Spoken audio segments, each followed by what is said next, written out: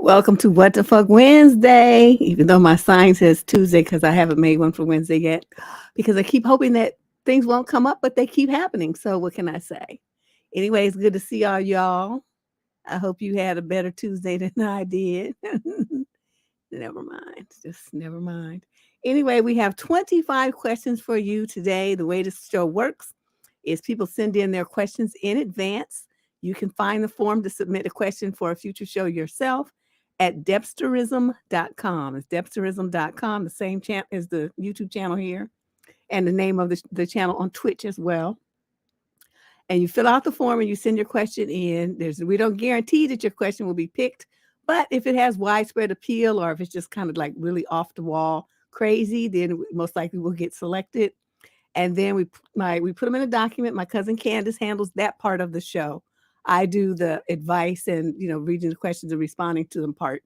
So it's kind of a team effort. So let's get started here. If you have any comments to make about one of the questions that you hear and you have an answer you'd like to augment what I say or provide special insight or information, feel free to type it in the chat stream. And the person who sent in the letter can go and look there as well as listen to me. So together we got them. Okay, we got them fully covered. So let's start with question number 1. This is one of 25. This is a young lady in the 18 to 21 age group. She's from Woodbridge, New Jersey. Summary of issue. I am 21 years old and find that I keep attracting controlling, possessive, obsessed men. What can I do to end this cycle? By such, I mean those who try to change my appearance, have a problem with at least one of my friends, text too much throughout the day, criticizes other men who show an interest in me, just to give a few examples. I appear shy, innocent, and sweet, and I actually get comments such as these from men when I first meet them. But as they get to know me, they should know that there's another side to my personality. I am confident, independent, have strong boundaries, and will call out BS in a minute. Some of these men are socially awkward and do not do a lot of relationships to begin with. Others are extremely popular with women. With the second group, they are usually also successful in other areas, like they are a model, they have their own business, or they're intelligent and do well in school. I like to believe that I'm slightly above average when it comes to attractiveness, but I'm nowhere near a model or anything. After my first relationship with a controlling man, I knew, hold on, me and my fat fingers, I knew how to recognize obvious signs. When I realized a man possesses similar traits and behaviors as my first guy, I end the relationship. I eventually snap out of it, but I am worried that since I am attracting many controlling men, that one day I will not recognize subtle red flags and get into a long-term relationship with one. I am the common denominator. What can I do to end this cycle? Quiet as it's kept. It's not you, it's them. You got to understand, which you may not because you are so young, that the mentality of men is that they are superior to women, that they are entitled to women, and that they're better than us, so they get to control us and tell us what to do, how to do it, when to jump, how high to jump, and all this kind of stuff. You've heard like those who follow Christianity and other kinds of, those Abrahamic religions believe in what's called female submission. That automatically puts the woman underneath the man, and they have religion and Jesus and God as their wingman to back them up on that fallacy. So if you're dealing with a dude who says he's a believer in any kind of religion, it's an automatic rap, because he's going to automatically think that you're a lesser human being and have less power and influence, and should be that way compared to him, because Jesus and God said so. So that's one thing. So really, I don't deal with nobody any religious man. If he comes telling me that he believes in God and anybody, I'm done. I don't have nothing to say to him because I already know his mentality and mine are going to clash. So that's one thing. Then you got to understand that, if you're an attractive girl, they're going to feel insecure. The way to feel insecure and make sure that you don't leave them is to try to control you, put you down, tell you what to do, and basically see if you're going to accept them exerting their influence over you. Since you don't, that's more of a challenge to them. But they still gonna try it. So what I'm telling you is it's not you, it's them. Every man you're going to meet, except for maybe 2 in your entire lifetime, are going to want to control some aspect of your existence. That's just how they are. And I'm telling you this as an old lady. Okay. I have not met a man yet who didn't want to control some aspect of my existence. Not to say they were successful. I'm saying they wanted to. They tried it. That was their goal, their end game, to exert influence and have control. So with all that in mind, stop blaming yourself because, you could look in the chat and you can see how many women are going to, look at the stories that come in on What the Fuck Tuesday every week. It's not just you. That's what women all over the world are dealing with. Some of the men are so controlling that if the woman tells them no, doesn't want to give her their number or go on a date with them or wants to break up with them, they lose their minds and violence ensues. So I don't want you to be looking at this situation like you're doing anything wrong and you have the ability to control anybody other than yourself. It's not you, it's them. Then there's nothing really that we as women can do about it, except when they try that stuff, don't let them get away with it. Not one time, not one trick could you let them get away with. The second they try anything that's intrusive on your rights, privileges, or freedoms, they try to exert control over you, make demands that are inappropriate, that kind of stuff. You check them, and then if they do it again, then you leave them alone. That's the only way that this is going to work. But we unfortunately have too many women who give into it because they believe in all that same kind of female submission and all that old crazy stuff as the guys do. So they're only too willing to step into that silly little role. So there you go. It's not you, it's them. Okay. Oh, there. Let me get over here to the chat stream. Yes. So, you guys have any comments about that? Be sure to say, what your situation is or how your personal experience with men who try to control you. So she understands it's not just her. It's not her, quote, attracting them. Any man that comes up to you is going to be, if they just walk up to you and tell you to smile, that's already somebody trying to exert control over you. They're trying to tell you what to do with your face and your time and your body. And they don't even know your name. Ain't never laid eyes on you before, but they're already trying to control you. So when you look at it like that, you can see what I'm talking about. It's not you, it's them. Question number 2. This is a young lady in the 18 to 21 age group from Tucson, Arizona. The young man in question is in the 22 to 27 age group. Summary of the issue: I'm looking for advice about a situationship. I'm not sure if I should stop talking to him or not. Let me just interject and say, if you're on the fence about it and you're wondering, then that means the answer is yes, because that means you've gotten yourself way too deep in a, quote, situationship that now you're trying to wonder if you should leave it alone. But let's see what you have to say. I'm 20 and I've been talking to this guy who's 24 for about 7 months. We met on a dating app and have been exclusive, at least to my knowledge.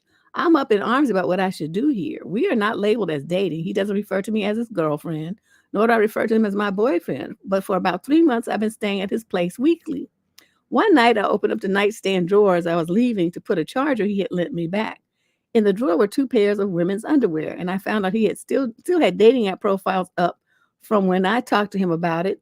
And he said that underwear were from an ex who had lived with him and that he did not have the dating apps downloaded. Yes. Santa doesn't live in the North Pole either.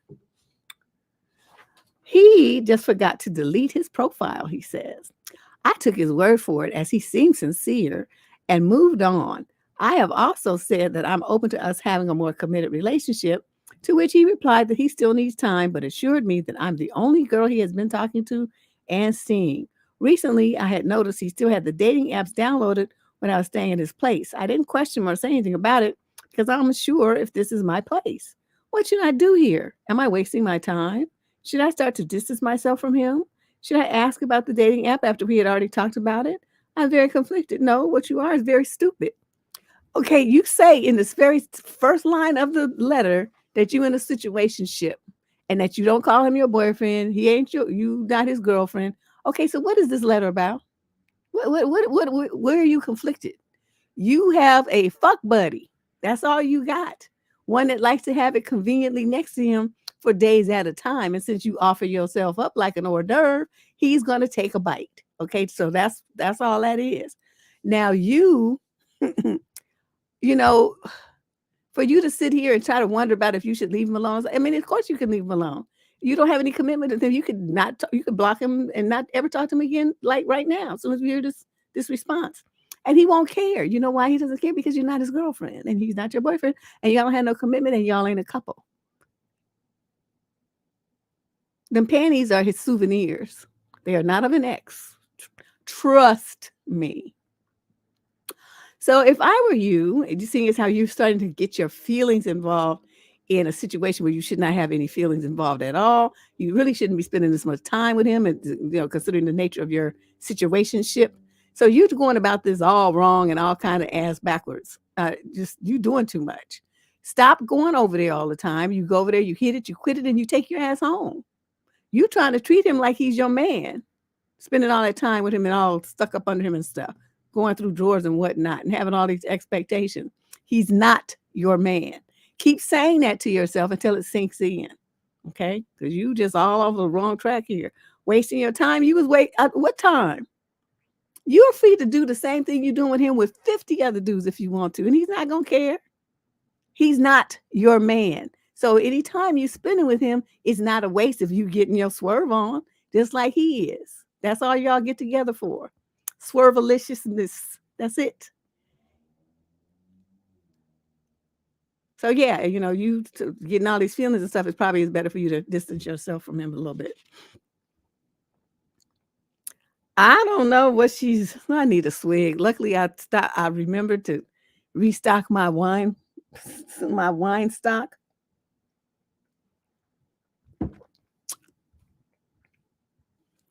Let's move on. Question number 3. This is a young man in the 22 to 27 age group from Winnipeg, Canada. Summary of issue. I need alone time from my girlfriend, and I'm wondering if I am wrong for this. I'm 25 and she's 22. I love her very much. She does a lot for me. She cooks, does laundry, and has even quit her job to start helping with my business as I'm an entrepreneur. We've been dating for 2 years. We've always spent a lot of time together, but since she quit her job, we spent almost every day together.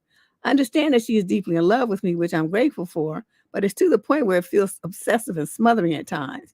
I feel like I can't breathe. She wants to be around me 24/7, and I desperately need some alone time, but she gets upset when I tell her that. Not only that, but I've never been someone who could sleep in the bed with someone else or even in the same room. I'm a very light sleeper. I feel so drained and know it's due to poor sleep quality and no alone time to recharge. I like spending days at a time by myself. I also live in a small apartment and it feels claustrophobic with my dog, roommate, and her too.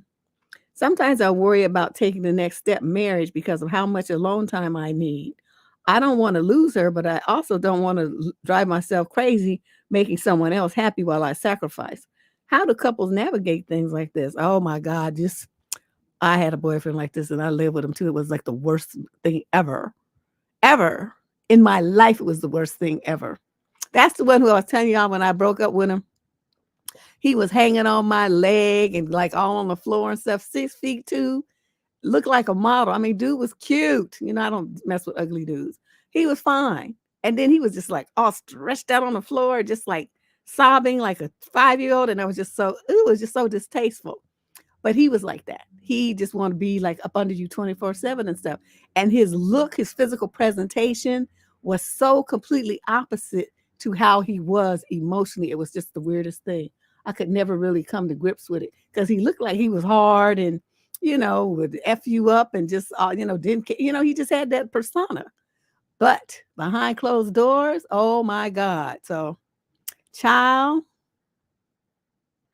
I don't know. I don't know. But I'm going to tell you this. You're going to have to start putting down more boundaries. Well, no matter what she wants, you're going to have to say, look, I need more alone time. I don't want you on these particular days of the week. I don't want you to come over here. I'll talk to you on the phone a little bit. But other than that, I want some time to myself to do what I need to do and recharge my batteries and see my male buddies and stuff like that. I cannot be around you 24/7. If that's a problem for you, I don't know what to tell you, because if this keeps up where I keep feeling I can't even sleep right, I can't get any rest, I can't think, then I'm going to have no choice but to break it off, because I need to, I feel like I'm losing my mind here. You're going to have to just tell her blankly like that, just point blank. She'll be upset, but you know what? Nobody ever died from being upset. Just let her be upset. It's like having a 2-year-old. You tell them no and you snatch something from them or tell them not to touch it, and then you slap that little hand a little bit, tap, tap, and they get upset, and guess what? They get over it. And she will too. If she don't, then just say, well, don't get over it then, but bye-bye. We're through here, ma'am. So, just tell her to decide. Either she's away from you forever, or she's away from you for the amount of time that you request, and y'all stay a couple. Those are her two choices. And you let her pick one. And you put it like that and you be firm in it, then, she'll see the light. Oh, she'll see the light. And I know you probably won't do that because you're too worried about losing her. But I'm telling you, about to lose your mind, and then you be in a straitjacket and stuff and drooling over in the corner. Is that what you want? Because I got to have my alone time. And I sometimes like to be weeks without any other human contact. I mean, I do these shows or whatever, but there's still a barrier there. It's not somebody looking on my face and breathing their hot breath on me and trying to touch me and be in my physical personal space. You know what I mean? It's just different. So I feel for you. I feel sorry for you. Thanks, Rye. Question number 4 of 25 questions. We got 25 questions today for those of you who are interested and keep up with those things. This is a female in the 35 to 41 age group. She's white/European, a Pisces from Seattle, Washington. The male in question is 28 to 34. He's Asian and a Scorpio. Pisces and Scorpio, well, isn't that supposed to be a pretty good match? I thought that's supposed to be a pretty decent match there. What's going on here? My computer's doing something interesting. Okay. Summary of issue: how to deal with men who put very little effort in or act childish. I'm dealing with a man now who seems to put very little effort into planning, organizing, or basically doing anything for our relationship. This man lives fairly far away, about 3 hours outside of my city in the boonies. He has a tendency to randomly come visit me, texting me to let me know he's in town only once he's arrived. Then when I ask him what he has in mind, whether he has anything planned for us to do, he'll always come up blank. I think he just wants to, quote, hang out and basically do stupid stuff. He has friends who live in my city, and he often wants to hang out with them, but expects me to tag along. 28 to 34, 35 to 41. Okay, so he's younger than you. All right. He's also asked me if he can crash at my place, but I've always told him no, since we haven't slept together yet. I am attracted to him, but I cannot stand when men act helpless and don't plan things out. He's asked me to be his, quote, tour guide many times, and I kind of think he's looking for a mommy to take care of him. When I finally forced him to plan a day for us, it involved basically running errands and then hanging out at the end of the day. There was no mention of a restaurant, grabbing a glass of wine at a nice bar, nothing romantic like that. Honestly, I'm wondering if I'm too demanding with this, but I want to be taken on a nice date, treated well, and have a man who acts like a man, not like a chaotic mess who can't figure his ish out.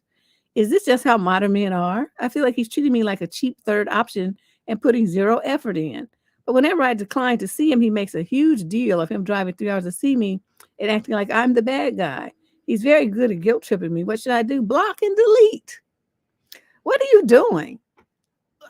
Didn't I just do a video clip about, so he likes you, so what? Take a look at it. Because you need to look at that. He likes you, so what? I mean, and what you getting out of this? Nothing. He can't even figure out how to do a decent date. He has no sense of timing, no respect for your time. Just calls you when he's already traveled 3 hours, when you didn't even know he was coming. So he can't really put that on you. He sounds like a nut. I wouldn't want to be bothered.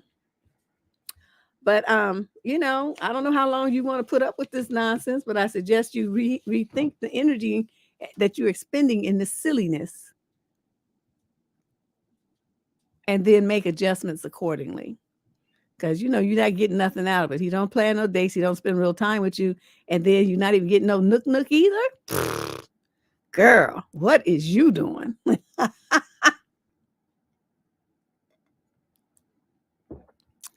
Yeah, that's what I was thinking too, Sliver. But I can't say that for the Asian men that I've been with.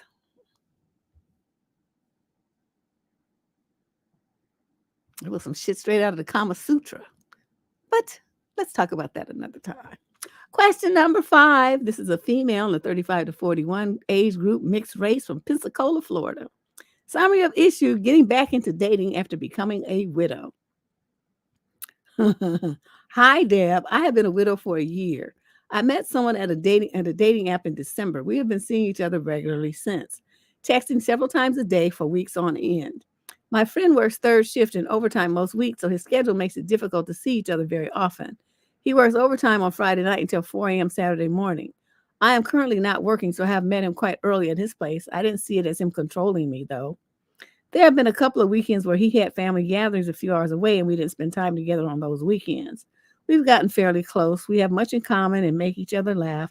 We have not slept together, but have slept in the same bed 4 or 5 times now. Lots of kissing, cuddling, and hand-holding, but nothing more. I asked him about it. He said he was in no rush. He liked to get to know someone well and feel very comfortable with them before intimacy. This actually was rather refreshing for me. But last week I noticed that he wasn't texting as much as we normally do. We both also have our dating profile still online. I looked at his and I got hurt and upset that he changed his profile and had been active that very day. I shot off some angry messages. I brought up the subject of exclusivity and other things that were on my mind. He texted back and asked if I felt purged. Dude is smooth. He said he didn't mean to and didn't realize how upset he had made me. I accused him of probably being a player and not being honest with me.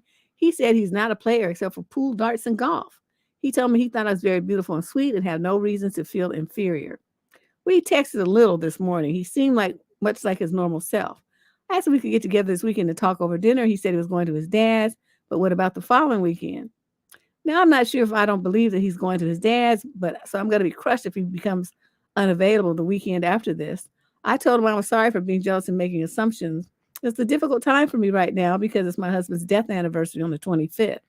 I sure could have used his company and support this coming weekend, but perhaps it's best I just do some things to honor my late husband and feel my emotions by myself. Yes, it is. I would try to keep my cool and not overthink, as we really haven't been together that long. I have no proof that he's seeing other women. I just don't want to be seen as a sucker. I hate this dating stuff at my age, but I also don't want to always be alone. Any advice for me? Yes, slow the fuck down. Okay, you just met the man.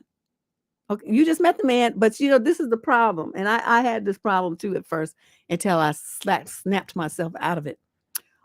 When you're used to being married, you're used to being in a different kind of relationship.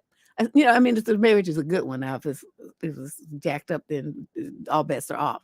But if it's a good marriage with, mutual respect, love, passion, all this kind of, everything's great. When that person is taken away from you very suddenly like that, it's a shock. You don't have any real adjustment time. It's just like 1 second they're there and then suddenly they're not. I don't know how yours, ended, how your husband met his demise, but car accident. I just saw him. What are you talking about? Kind of thing.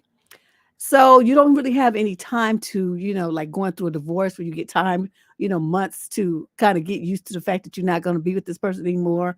And, it's a different process. It's just like, boom, just all of a sudden you have to start living a completely different life, adjust your mindset, your expectation, make a new plan for your life that doesn't include that person anymore.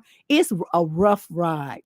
Now you are just having the first death anniversary. I'm wondering why you were in such a rush to try to start dating. You're not ready yet. You're not ready. I mean, you haven't yet learned to separate marriage relationship from dating, casual dating, and that's all you're doing. Okay. And dude is smart enough to know that you aren't ready for what you're not ready. So he's keeping you at an emotional distance. And he's really taking better care of you than you taking care of yourself. He's not sleeping with you. He's not you trying to use you or anything. But he's letting you get some companionship and some company and stuff. But he's keeping you in a certain bubble because he doesn't want to get emotionally attached to somebody who's as messed up as you. And he doesn't want you getting that emotionally attached to him because he knows it's not time yet. You're not really ready. You're still confusing him and a relationship with any man with that you had of your husband. And you can't do that. It's everything that you said to him about being a player and all stuff is totally inappropriate. And he was good to tell you, well, do you feel purged now? That was a good line that he understands what's going on. This dude is smart, but he ain't stupid. I mean, he's smart, but he's not too dumb to the point where he's going to let you glob onto him. So he's keeping you at a distance. Understand what he's doing and how good it is for you that he's doing that for you. So I'm going to suggest this to you. Stop seeing him. Get yourself a grief counselor and start working on rebuilding your life as a single woman. You might not understand the importance of that, but it is key to your success going forward. In those sessions, you're going to reminisce, you're going to cry, you're going to grieve, not just him being missing, but all the dreams and plans that you had with him. I think people don't think about that part. When you get married and you really are serious about this forever after, happily ever after thing, your whole life, everything that you plan to do from that point forward includes that person as part of it. And suddenly they're not there. So you have to come up with a whole new plan for the rest of your life. And it's exhausting. It's scary. It's a whole bunch of things. But you're trying to put off that hard work instead to focus on dating. It's not time for that yet. Stop messing with this man. Tell him thank you for the time that he spent with you. But you realize that you still have a lot of work to do on yourself. You appreciate the time he spent with you. Say all the nice things because he did you right. He treated you well. But you don't need to be on nobody's dating app. You don't need to be trying to chase after no man. You need to get your shit together, lady. Once you do that and you feel whole and, you reframe what it is to have a romance in this new environment that you're going to be in, then you can start dating. You're just not ready yet. Okay.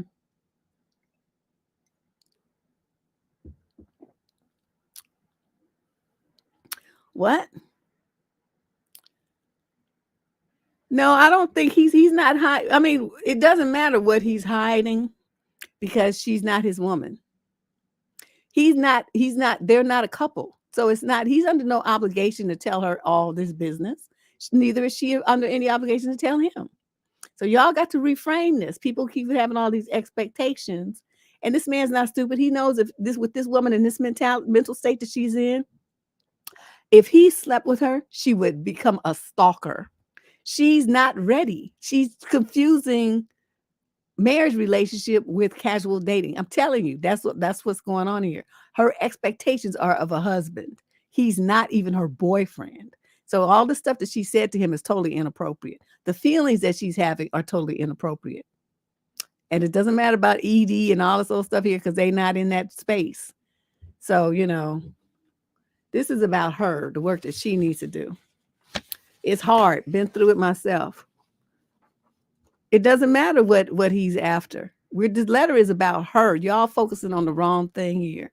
Everybody who's talking about him, you not paying attention. This letter's not about him. This letter is about her and her stage of grief and her stage of healing. She's not ready to date. It wouldn't matter if it's him or anybody else. She's not ready. She's having husband expectations for some chump she met on the dating app. Come the fuck on. It's not his fault. Nothing about this letter is going to be attributed to any fault of his. This is her handling her life and her grief incorrectly. And that's why I'm talking about her. It don't have nothing to do with him. Y'all be focusing on the men too much. Talk about her. This is about where she is. And that's why she wrote. She had enough sense to write. She's not ready for any kind of relationship yet. She's got a lot of work to do, a lot of healing still to do.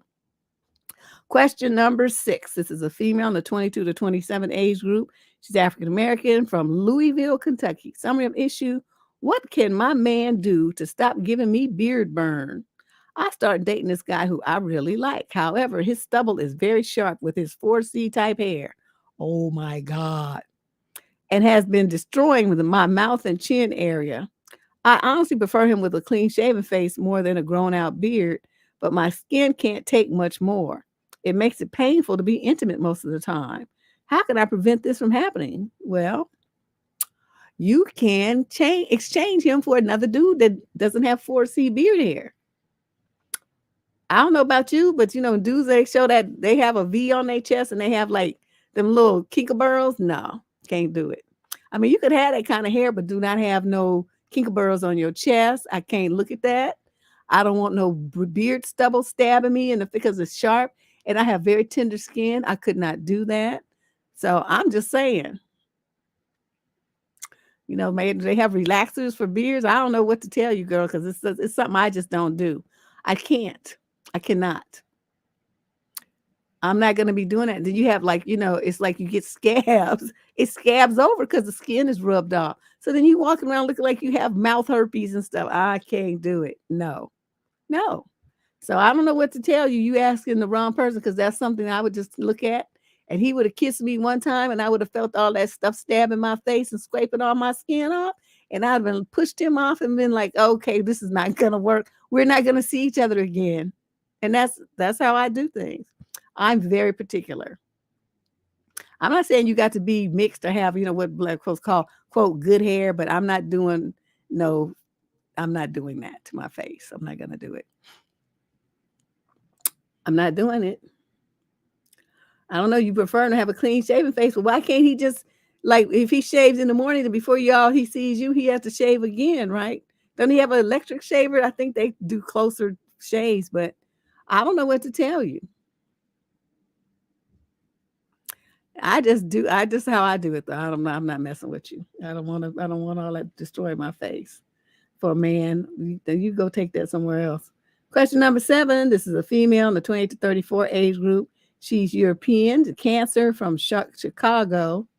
The male in question is 22 to 27. He's a Latin X and he's Scorpio. Sorry of issue. What if a man asks/suggests you pay for things early on? I am on vacation and recently met a man on a flight. We were sitting next to each other and really hit it off. The thing is, he's significantly younger than me. We ended up exchanging phone numbers and have been texting since the flight as we were heading to different parts of town.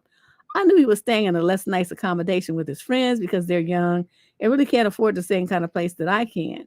That didn't really bother me as he's cute and polite and seemed really into me.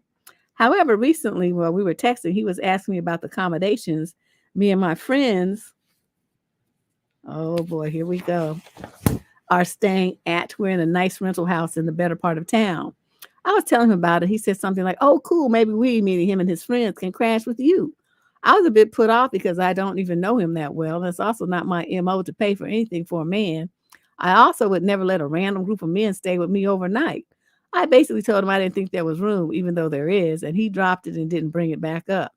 I know money is tight for him, so I don't necessarily blame him for thinking of it, but something about this has taken any thoughts of romance right out of this for me.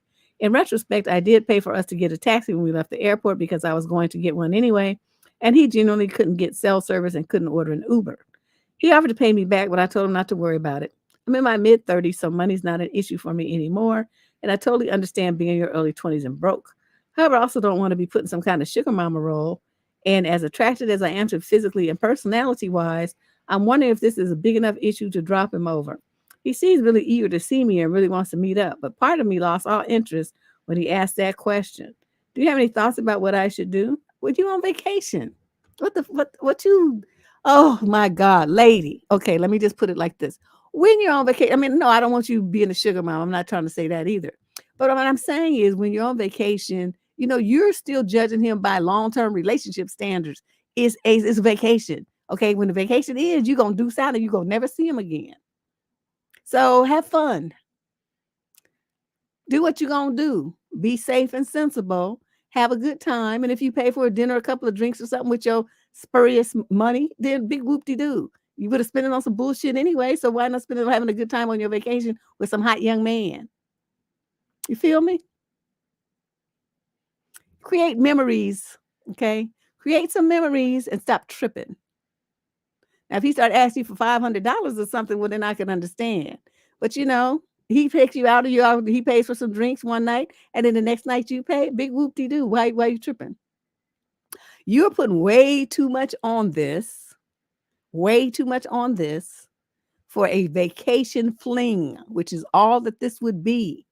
The standards for flings are way different as long as they cute, got a nice body, and know how to have some decent conversation.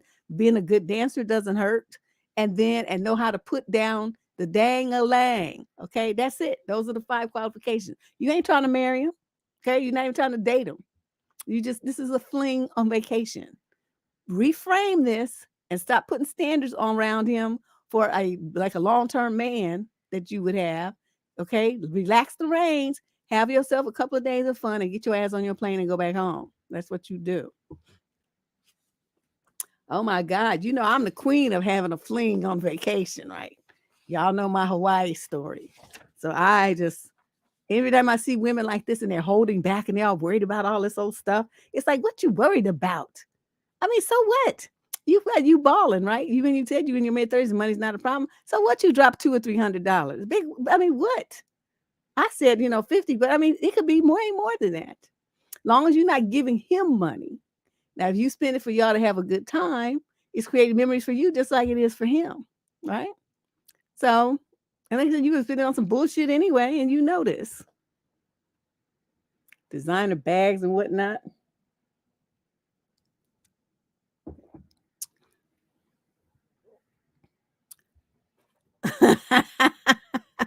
My thing is, I just don't see the big deal about it. It's like, she acting like to spending a couple $100 is going to break her or something. Oh, I don't want to be a sugar mama. Girl, just sit your ass down somewhere and go over there and have some fun with that boy. And then come back and write about it in your diary and send me an email and tell me how lovely it was. Of course, I'm going to be mad if he can't put down the pipe, but I doubt that that's the case. Let's move on to question number 8. Female 28 to 34 from Burbank, California. Summary of issue. I need advice about how to stop a coworker from sending me inappropriate messages. That you never heard of HR? I'm in my early 30s and a male coworker, I'm guessing he's in his mid 40s maybe, who I've considered a friend for a few years, has been coming on to me lately. Deb, I'm happily married with a child and pregnant with my second. Recently, he has been sending inappropriate messages I usually just laugh off or try to ignore. I thought he would get the hint, but he keeps sending the messages. Oh my God, my fucking God. He is well aware that I'm married and I am pregnant, but that hasn't stopped the comments. I have a hard time being firm with him because I'm afraid it will make things awkward, and he's also my boss. He's going through a rough time in life, and I don't want him to get in trouble by reporting him. I've reminded him I'm married, but that hasn't stopped the inappropriate messages. Is there another way I can let him down without ruining our friendship or getting him in trouble? Okay, nowhere in this letter did you talk about your feelings, how it's making you feel, how put upon you feel, how disrespected you feel, why confused you feel. You didn't talk about nothing about yourself. Every single thing in here is you worried about this motherfucker and his feelings. I don't wonder he's going to be awkward. Don't you feel awkward now that he's sending you these weirdo messages? Don't you feel awkward? So why is the awkward that you feel okay, but you afraid for him to feel awkward? You are tripping. Something's wrong with you. And I'm going to tell you this. You up here having 2 kids with this weak, spineless little kind of personality you have, your kids are going to get bullied and all kinds of fucked over. And you know what? You're going to be too weak to stand up for them and do anything about it. You are the worst kind of mother to have for a kid. Wasn't that scared of every goddamn thing and don't ever want to stand up to anybody and assert boundaries and check people.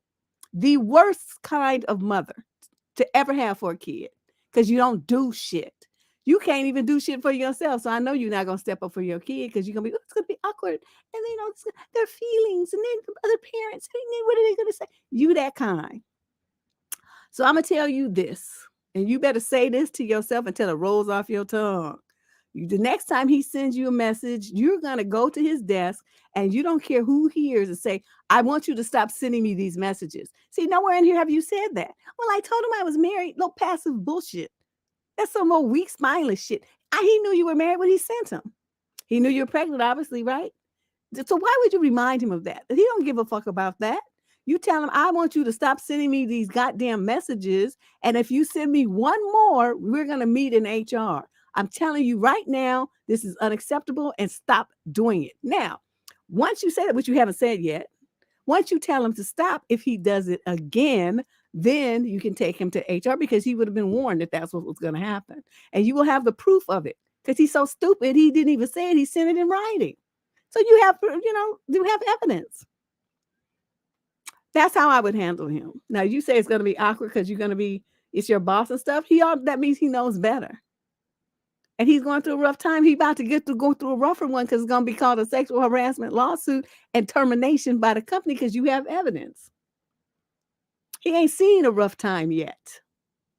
I wouldn't give a fuck about his rough time because he's making me have one. See, but that's what I mean about you. Nothing in here is about what's going on with you and how he's impacting you in your life. You are worried about him. Oh, he's having a rough time and it's going to be awkward. And I want to maintain this friendship. He don't care about your friendship. You don't have a friendship with this man.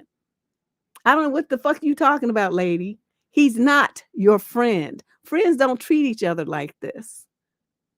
You better get your shit straight up there having kids that you can't even protect. You on some bullshit. Question number 9. I'm just, yeah, that kind that, the kids, all kind of stuff gonna happen to her kids. And she's not gonna do nothing about it. Nobody's gonna feel the least bit of fear of her and retribution. And they're gonna do whatever the hell they want to her kids. That's what's gonna happen because she's that kind of mother, that sappy kind. That's always worried about everybody else versus herself and her kids. Ooh, question number 9. Female, 22 to 27. She's white from Indiana and she's a Pisces. The male is 22 to 27. He's black and a Capricorn. Ooh, Capricorn men. So I have an issue. I need to know if I'm being too sensitive. For a bit of background, my boyfriend, 25, and me, 24, have been together for almost a year. And we have a newborn. Okay, so 9 months of pregnancy. Almost a year. So that means you got pregnant like almost as soon as y'all met each other and you kept it. We get into arguments often and they usually have something to do with how he talks to me. They aren't productive fights because I usually get so upset that I shut down. This triggers his anger and it's a vicious cycle. It's my fault for shutting down every time. He's told me to stop or else he's done. I just don't know how to deal with his emotions. The latest ordeal was when I was changing our baby's diaper and it was getting messy. I didn't ask for his help because I knew he would stress me out, but he saw me and started helping. I had to wash my hands and come back, and when I did, he said, God damn it, what's taking you so long? To which I didn't respond because I was hurt again by how he spoke to me. I know I'm sensitive, but it's to the point where I feel so anxious around him because I don't want to make him angry. And I already know I'm going to hold on to this last incident. I think it hurts me because I couldn't talk to him that way, and it's been an ongoing issue. I don't want to play victim. We both do things that upset each other. Yet I do. It could be as easy as me understanding his frustration, forgiving him, and moving on. But I want to be talked to with respect, like we're working together instead of against. I don't know what to do anymore and wonder how I should handle this. You should get that goddamn baby up for adoption and move on with your life. That's what you should do. And I know people are going to be like, oh my God, you're so harsh. Let me tell you this. You're stupid. He's an asshole. The baby don't have a chance in hell. So it's like got 2 idiots for parents. These are 2 people who should not have been breeding at all. You just so dumb. It's just like you barely know this motherfucker. 6 weeks in and you already getting yourself pregnant by him.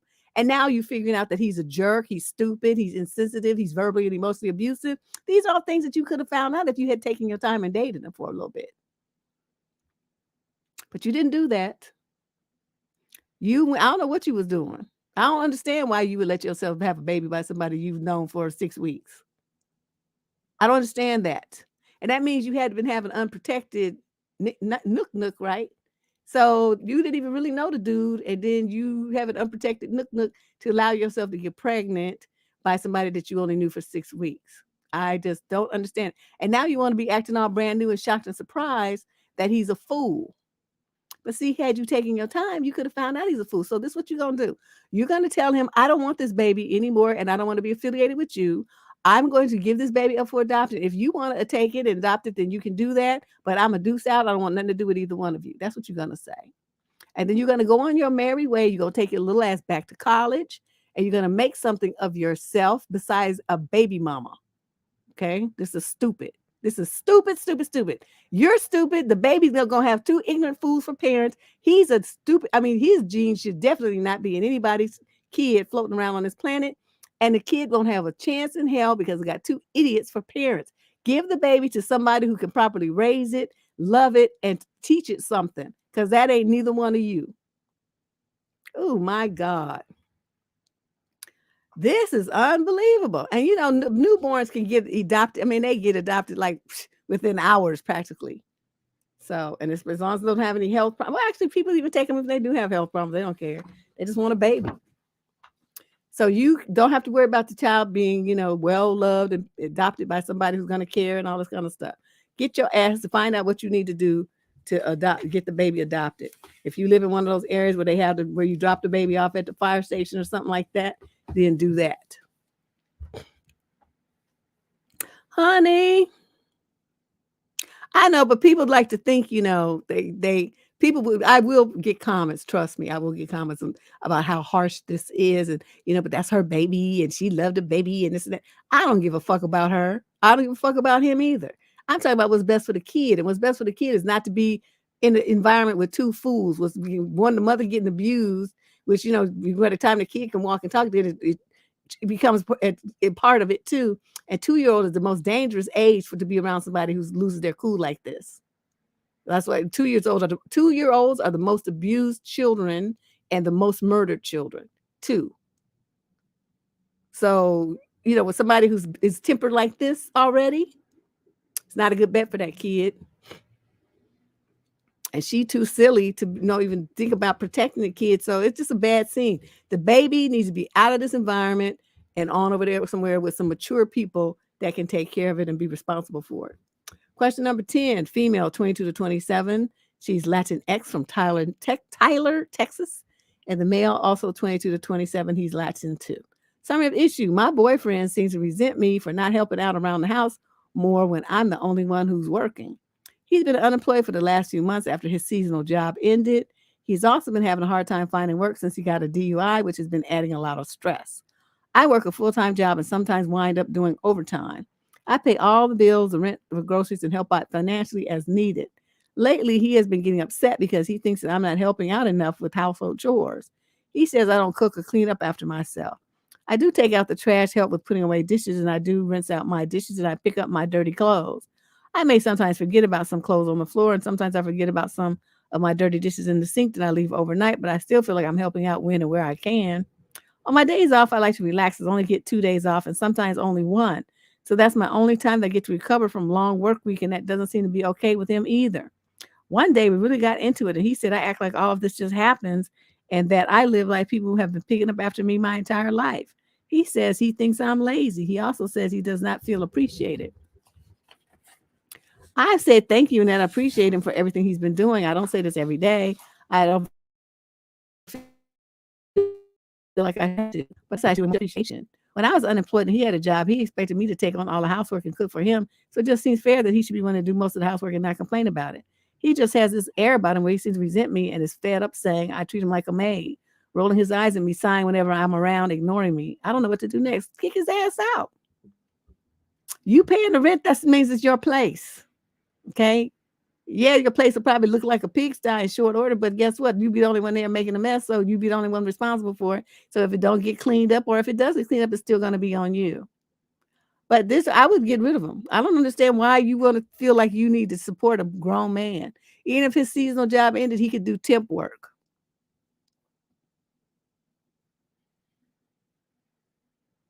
I don't understand it. And saying just like that would be a good thing to point out to him. Like, wait a minute. When you were the one working and I was unemployed, you wanted me to do all the housework. So why, if I expect you to do it, why is that a problem?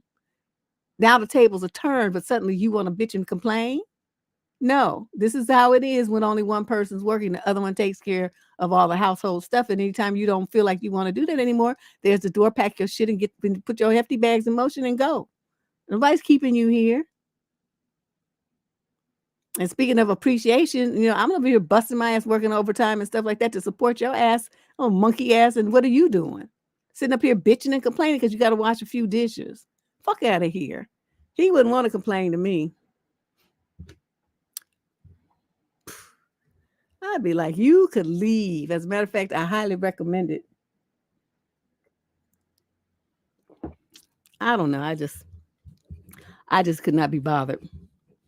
Question number 11. This is a female in the 28 to 34 age group. She's African American, a Virgo from Fairfield, California. Oh, I was just up there. Summary of issue. I know you usually focus on singles, but I have a question I can't ask any of my family or friends. I don't know if it's just me, the mother of my significant other. Oh, wait, this must be a male. Wait a minute. What's going on? Doesn't want me to go to their place. Oh, he's 31. Okay, I see what it is. She's 20 to 34. Her boyfriend is 31. The mother of him, okay, doesn't want me to go to their place and seems like she's jealous that her son is telling me everything and updating me more often than her. I see it as her being extremely nosy and like she's trying to compete with me or something. She has this line where she goes, quote, "You never tell me things anymore, but your girlfriend is always updated," end quote. We're not yet married yet, but my boyfriend is already 31 and still living with his parents. Also, my boyfriend had a fight because I get jealous, and instead of listening to me, he retaliated and told me to go home to my place. His mom talked to me and told me that I should be saying sorry to her son as if her son didn't do anything and point the blame at me. So I don't know. Wonder if I'm on a sinking ship. What do you think? Oh, yeah, I would have deuced out on that, first of all. As soon as he started telling me anything about what his mother, I said, well, you know what? You need to go over there and fuck your mama then because I'm out. Boop. And then if she was trying to tell me something, I was like, look, bitch, you just jealous because your son is fucking somebody that ain't you. You just a jealous heifer looking at him with all kind of lustful eyes. So, I understand what's going on with you. You covered your own son and you mad because I'm getting it and you ain't. That's what I would have said to her bitch ass and wouldn't have gave a fuck if she didn't like it. And the whole family would have been sitting up there with the Pikachu face like, I can't believe you said that, but that's who I am. I say what's on my mind and what I think. And for a woman who is a mother of a 30-something-year-old man to say stuff like that, showing possessiveness and ownership of her grown son against his girlfriend, there can be nothing else but sexual jealousy. And any of you mothers who feel like that, you need to check yourself because you are inappropriately attached to your son in a way that you might not even be recognizing, but it is. It's all about you want to fuck your son. That's what that is. And I don't care if anybody don't like it. That's the way it is. Because no woman should be trying to run interference between her son and his sex life with his girlfriend. That ain't your story. That's not your world. You worry about your own. But as soon as you start trying to run up and tell him girlfriend, and she said, you tell her more than they see, that's sexual jealousy. That's like the other woman kind of stuff that she's acting like. So, your best bet, girlfriend, is to leave them two perverts alone and go find you a man who is normal, okay, in a normal situation with a normal mother who understands her role and stays in her envelope. Because this chick here is crazy. I'm just saying.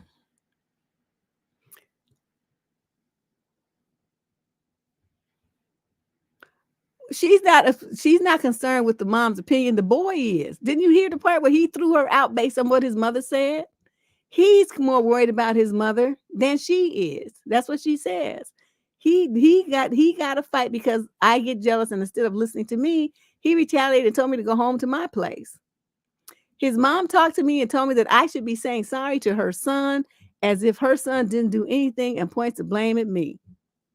So a couple can't even have a fight because mama got to get involved and defend her son.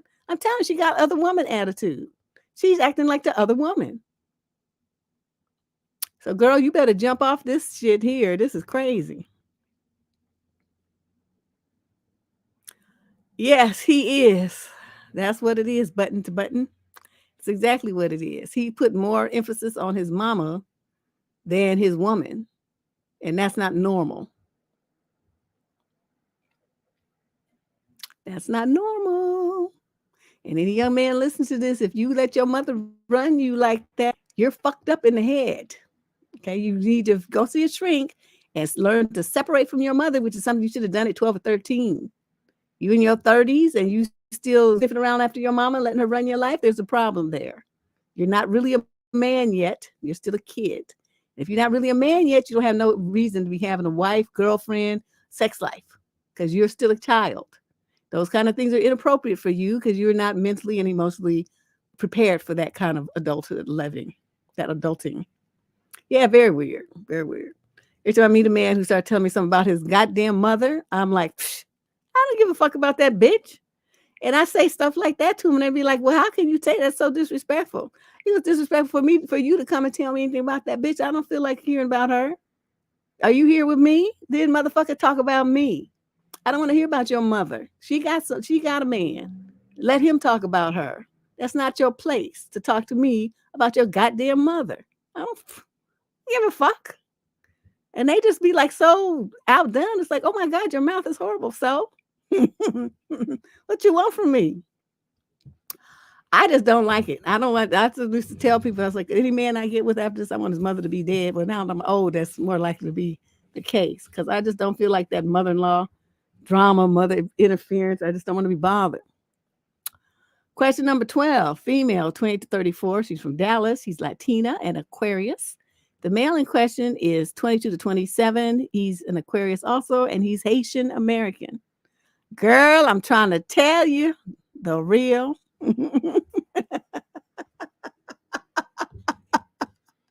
Oh, these people got me twisted up with somebody else who cares about their raggedy mama. Okay, so he's Haitian American and she's Latina. Well, this is an interesting, confused mix. Summary of issue. Why are men so damn oblivious to the female experience? I've been dating my boyfriend for 5 months now, and things have been great. I'm 28 and he's 25. Unfortunately, I have reacted very negatively when on birth control, so I opt not to use it. He had a talk with me about what I would do if I were to get pregnant. I let him know I'd drive my prego ass to California to terminate any pregnancy out of wedlock. That's right, girl. Although I know he's open to having kids if it happens, he respects my decision and opinion. However, he started talking about how back home, Ratchet, Florida, almost all his friends are baby mamas and baby daddies, and it's super normal. Even all of his exes have baby daddies. I was in shock. He said it wasn't a big deal to him because he can now afford a baby, and it's so normalized in Florida, but he respects my difference in opinion on the matter. My opinion being that it's disgraceful, but whatever. Anyway, it got me thinking how gross it is to be so comfortable with ruining someone's life and producing a bastard child. It got me very upset thinking how it would destroy my life, specifically since I'm no contact with my abusive family. I never let them help raise my child. I have literally no support and have been financially independent since I was 18. I later talked to him about all the ways something like that would destroy my finances, freedom, and career. That it hurt me that he even implied that a baby mama life could be okay for me, the woman he allegedly loves. He confessed he never thought of it like that because all the baby mamas he knows live with their families and have a lot of support. And that if it were to happen and I didn't terminate, he'd move me closer to his family for support. We resolved the issue, but it bothers me that it's so hard for guys to really put themselves in our shoes and really think about how these things can impact us. I can see he's growing more empathetic to my struggles, but is this stupidity so normal? What's your and the squad's opinion on this matter? Well, y'all can chime in. On mine is, he hadn't been around anybody. As he said, that was normalized. Where he's come from, that's normal behavior. It wasn't until he met you who had a different opinion, right? Because all of them think the same, that he was even presented with a different point of view. Men are not going to think about the women's experience. They don't think about us. They think about, that's why they don't understand, like, menstrual cramps and, how some women just have to take to bed and stuff. They just feel like, oh, you're just making that up. And labor pains and how uncomfortable it is and stuff. They always feel like, what women are experiencing is no big deal. Whereas they be laid out when they have a cold or a paper cut. But, we're supposed to endure some monstrous, like 10 on a Richter scale cramps. And it's no big deal. You're just making that up. Just snap out of it kind of thing. So, Yeah, and he, if he's in an environment where the women never complained, they didn't really have any goals that they were giving up anyway, this kind of thing, it's gonna be a foreign concept to him. So don't get so frustrated with him that you had to. I mean, you're educating him. Okay, this you're probably the first woman in his life who's ever had this opinion, and who was so willing to share it with him because it doesn't sound like any of these other women thought like you. And these are his relatives and his friends, right? His family and his friends. The environment in which he was raised, it's normal behavior to be a baby mama or baby daddy. So he's never seen anybody, have anything to say negative about it. So I don't know what to tell you there. But yeah, is this stupidity normal? Absolutely. And especially for young men, they don't think about nothing. They don't think about anything sensible. So I have to applaud you on being articulate enough and thoughtful enough to, break it down for him so that he understands what the issues are here, so he can start looking at things a little bit different perspective. But I don't know. Y'all need to figure out something though, because you can't be driving to California every time something happens. You need to figure out something else that you can do to to make sure that doesn't happen. Like, can you do an what you call it? What's some things people used to use? A diaphragm and the condom. They have the diaphragm with the spermicide and the condom. That's not hormonal. And it's nothing that goes, it's not injected into your body. Something to think about. Question number 13, male, 28 to 34. He's African American from Denver, Colorado. The female in question is also 28 to 34, and she's white. Summary of issue: best way to get out of this situation. I am a 32-year-old black male that needs suggestions on how to politely tell the young lady I've gone out with a few times that I don't want to date her anymore. We've been on 3 dates. She is 30, by the way, and I know she wants a fourth, but I'm just not feeling it. She's a beautiful girl, and the dates have been good, but a bit awkward, and I don't feel the chemistry in a few ways with her. It is her first time dating interracially, so maybe that is some of it. Anyway, I feel like both ways that I could possibly let her know are harsh. Option A, text her, which I'm told is the worst way, or option B, go on a fourth date with her and tell her then. Any advice on how to best move on from this? There's option C. What's wrong with you? See, again, another young person that acts like a telephone is just only for texting. This is what you do. You pick up the phone and you say, hi, so-and-so. And she's going to be like, hi, because she's going to be thinking you're about to ask her for a fourth date. But you're going to be like, I want to talk to you about something.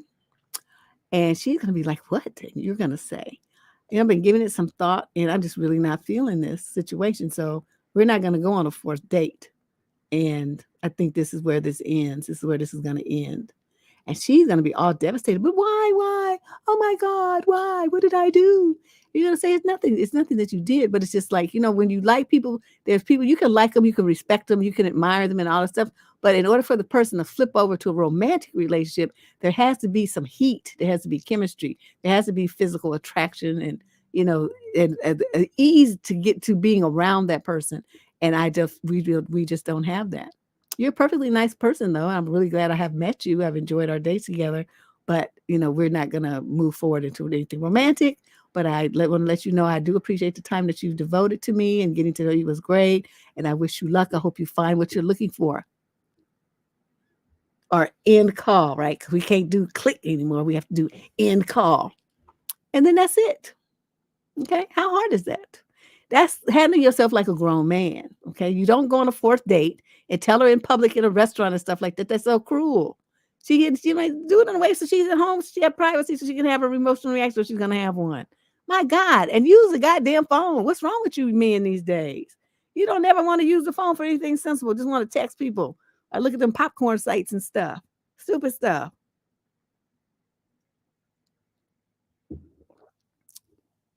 Yeah, that's like take you on a date to dump you. And he's like, those are the only two options. Clown.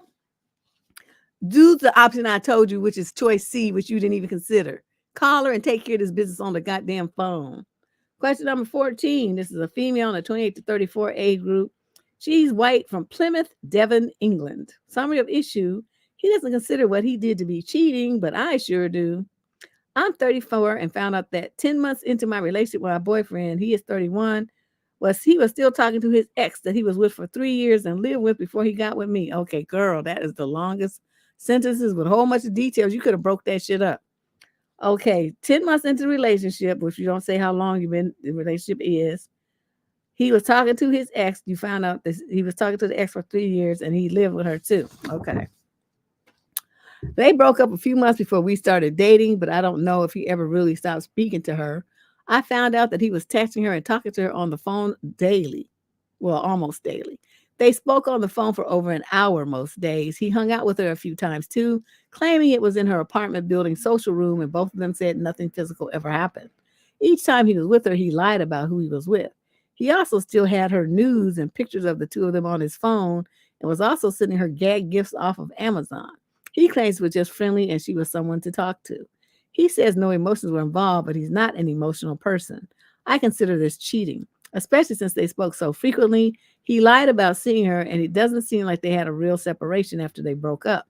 He agrees it was wrong, but does not consider this cheating. Is it possible to move past this if we both can't agree on the seriousness of what happened?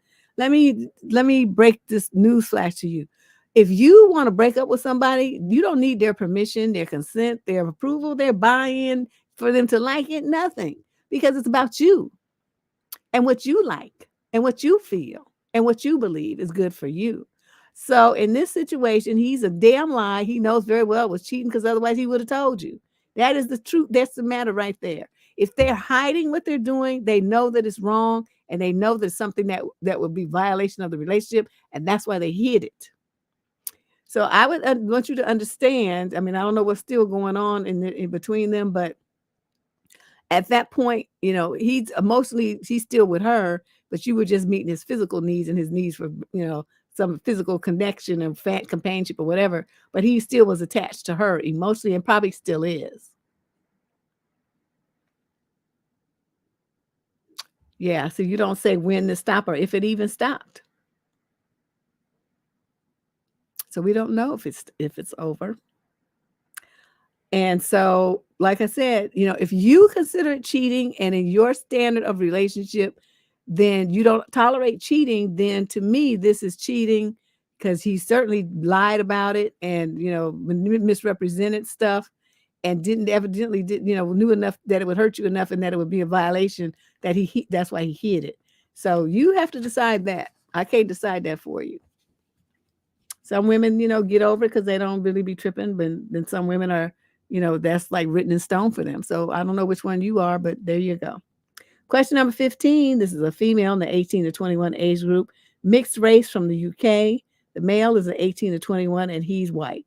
Summary of issue. I'm trying to figure out why he won't ask me out already, she says. Oh. What a man to say. The little firebug just showed up again. I went out with a guy a little more than a week ago. I was the one who asked him out. We were both 21 years old. We took a really nice walk, talked a lot, we laughed, we shared a sweet hug in the end. I saw him again yesterday for the first time after the walk due to a mutual hobby, and I was super worried that he's not into me. He's quite reserved and rather shy, so he was quite shy yesterday too. Even one of my friends could tell that he was too scared to look me in the eye. We still made eye contact a few times and he smiled. We also stood quite close to each other and touched a few times. In the beginning, I was afraid to make eye contact with him, so I probably seemed uninterested, but I actually wasn't. When we finally made eye contact, I could see his mood and behavior change. He became a lot happier and more energetic. Another thing I noticed is that when I talked to another guy, he immediately started talking to another girl. Oh, did he now? I'm quite sure now that he's into me and I'm 100% into him, but he won't make a move. I first thought he's already becoming more confident around me, but yesterday he was like a scared little boy who's unable to talk to me or look me in the eye. I'm thinking about sending him a message and maybe he will pick up on it and ask me out. I understand that my behavior yesterday probably confused him. I was cold in the beginning and I saw that he's terrified of talking to me. What should I do? I don't want to be the only one putting effort into this to make it work, but I also feel like he's worth it. Thanks for the advice. How is he worth it? What about him is worth it? He hasn't shown me anything that he's into you. I don't know what you're talking about. 21-year-old dudes know how to go after what they want. If they like a girl enough, they will get off their ass and make the magic happen, no matter how scared they are. Because they're more scared of missing out on her. FOMO, fear of missing out. They're FOMO and they are not about to have it. If they miss out, it's going to be because she rejected them, not because of anything that they failed to do. So by the fact that he hasn't taken that step and he hasn't stepped up, he's either so much of a coward that is ridiculous. So you would be spending the rest of your life trying to chase after him in a relationship to create a relationship that he's just mediocre about, or he's just not into you at all. It's more you're into him, but it's not mutual. He's flattered, of course, but he's not into you. There's a difference. So if you were my daughter, I would slap you and tell you to wake up and stop chasing men. Any man who, this kind of setup here is a setup for disaster, because you would be the one caring, you would be the one chasing, you would be the one asking him out, you would be the one putting in all the effort, and he would just be sitting there with his legs crossed going along for the ride. No woman I've ever met in the history of this planet likes to feel like she's not going to feel loved in a relationship like that. She's not going to feel loved. She's not going to feel adored. She's not going to feel like there's some passion there. It's not there. She's trying to create it from nothing, but it's not there. Naturally, the man doesn't care. So I suggest you recognize that at 21. If a dude is not into you, just leave him alone and don't chase after him. If he really wants to give it to you, he'll find a nerve. Trust me. But, you do what you want to do. But, some people have to learn the hard way. So you chase, and he goes out with you. He might even sleep with you a time or two. Whatever. And then as soon as the woman that he really wants to be with comes into his life, he's going to drop you like a hot rock and never want to speak to you again. And then be all in that girl's face, asking her out and taking her out and doing all the things that you want him to do with you because he's interested in her. Whereas he wasn't with you. You were interested in him. So that's how that usually goes. I'm just warning you now. Question number 16. This is a female in the 22 to 27 age group from Worthing, West Sussex in the UK. Summary of issue. Should I reach out to an old friend? Full disclosure, he's friends with my ex, I see. Oh my God, these little girls, I tell you, they just don't get it. I wish I would chase a man. I just have my ego is too big for that. I'm not going to chase you. I don't even like to call men. I don't like to call them. I just don't like it. I don't like it. I might text sometimes. That's all you're going to get out of me. Okay, so she says, I've been dreaming and thinking about this guy constantly. Friend with her ex. To be fair, it's been this way since we first met. The thing is, he is my ex's friend. We always had an undeniable connection. It was palpable. Everyone commented on it, even my ex. People would tell us, everyone knows you two guys are yearning for each other except the two of you. To be honest, I think we both also knew, but never wanted to admit it for obvious reasons. My ex and I have been broken up for 3 years, so it's not super fresh or anything. I'm debating on whether or not I should reach out for drinks or just leave it alone completely. I just can't help but feel like I will be missing out if I don't try and get the answers to why I keep thinking and dreaming of him. What should I do? Well, you know how that's going to go? They're going to be singing that Luda song to you. You's a hoe. You's a hoe. I said that you's a hoe. You know why? All the men on this planet, and you got to go try to deal with somebody who's your ex's best friend? Trash. That's trash. That's not how you conduct yourself. I don't care if he was, so delicious you started drooling. That is your man's friend. That's how you met him. And you going around in a circle of friends like that, trying to get with people is garbage. That would make you a trash bitch. Okay. Now, unless you want to be viewed as just being like a trifling 2-bit piece of shit hole, then I suggest that you shelve this idea. Don't do it. Do not do it. Especially that's why he hasn't reached out to you, because if all this interest that you imagine was going on and he was really feeling it and he cared more about that than his friendship, then he would have reached out to you, but he didn't. You know why? Because he cares about his boy, what they call it? Bros before hoes. Okay, in his mind, you just a hoe, and that's his bro. And so that relationship is more important to him than what he could possibly maybe have in the future with you.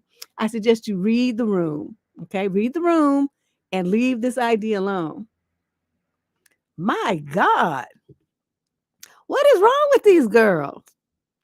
Honey, first of all my men's friends have just been trash. I'm just like, no, I mean, I'd be looking at them sideways, like, why you got a friend like this? Your friends are trashy. There's garbage. But they swear up and down that, the dudes are cool and this and that. I'm like, okay, whatever. Yes, girl, dude, that's my favorite song. Yes. I used to, like I said a week or two ago, I was talking about, I said, I used to know all the words, but I don't anymore. I'm gonna have to listen to it again so I can refresh my memory. But yes, that's what they're gonna be singing about you, girlfriend, if you go down this path. Question number 17, male 22 to 27. He's white from Portland, Oregon. The female in 22 to 27, she's also Caucasian. Summary of issue. My girlfriend of 2 years broke boundaries and I don't know how to move forward. Oh, what did she do? What did Miss Ratchet do? I accidentally came across your show on Twitch and it was just in time. I'm writing about my girlfriend who is 26 and I'm 25. So yesterday she was out until 6 a.m. while I was sick at home thinking about her, and she was not answering me for the whole night from 8 p.m. to 6 a.m. While we talked about it, it came about that she has had feelings for someone else. She told me that she was with two of her coworkers drinking, one male and one female. The woman coworker left and she stayed with the guy, and he confessed his feelings for her. And she said that she shut him down, but that is obvious they are, quote, clicking. They went out and talked and hugged for hours. She says she loves me and would choose me over him, but why didn't she choose me yesterday then? I love her so much and this hurts like hell. We have known each other since I was 7 years old, and our relationship has been so amazing. This came with no warning out of the blue. I am shocked and hurt, and I don't know what to do. Please help me if you have advice to give. Well, I mean, you didn't ask the most important question. I mean, she said she loves you and would choose you over him. So why didn't she choose you yesterday then? Well, because she was out with her friends. What, she's not supposed to be out with her friends? She's supposed to stay with you because you're sick at home? That's what you want her to do? I'm just asking because, sometimes people, do well on their own when they're sick, and other times they want to be babied. It makes them feel better. So since you mentioned it, that she was out till 6 a.m. while I was sick at home thinking about her, then that leads me to believe that you wanted her to be at home with you while you were sick. Did you communicate that to her, or is this just something that she's supposed to magically know just on the strength of she's a mind reader? Did you tell her when she was telling you this, did you ask her, why are you telling me this? What is the meaning of this? Why are you telling me this stuff? And so you get the information that you need so you would understand what she's telling you this for.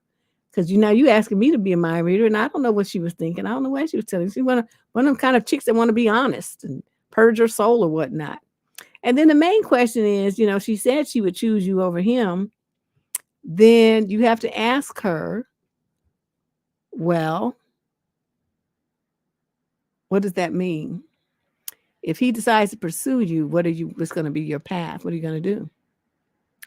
And ask her, because I'd want to know. If I were you, I'd want to know. Yeah, it's very sad because, my saying, well, I would choose you over them. And I know you love her, but see, my pride and my belief that you're telling me you have feelings for somebody else is some bullshit. And so you have feelings for somebody else, then go on over there and feel them. And this thing has been great since we were 7, but I guess it's just like anything else has to come to an end. And then that would be that. Because, she's telling you this for a reason and you didn't ask her why. That is a key point here that's missing in this conversation. You were supposed to listen to her and then ask her, why are you telling me this?